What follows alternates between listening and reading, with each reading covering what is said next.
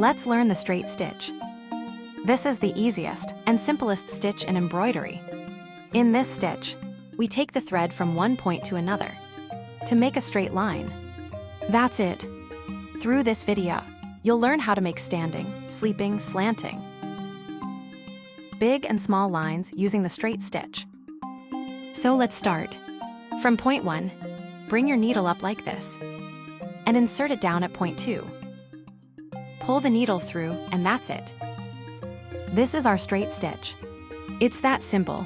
Now we'll do slanting lines in the same way.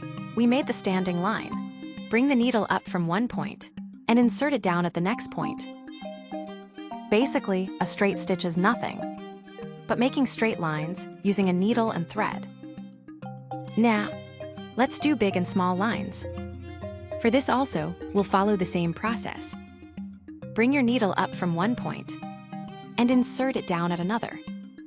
When you're moving from one stitch to the next, make sure to take the shortest path possible so that less thread shows at the back and there is minimal wastage. Continue making straight stitches all over and always take the shortest path possible. Straight stitch is actually the base of many other stitches like back stitch, stem stitch, etc. They all use the straight stitch, just in different ways, so this is like a foundation stitch. Straight stitch is rarely used alone, but very often used in combination with others. Okay, so this is how a straight stitch is done.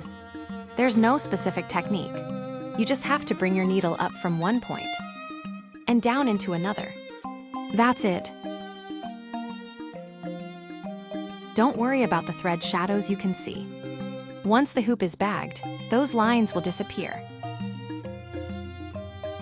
When we use straight stitches close together, with short distances between them, it's called a seed stitch. Happy embroidering!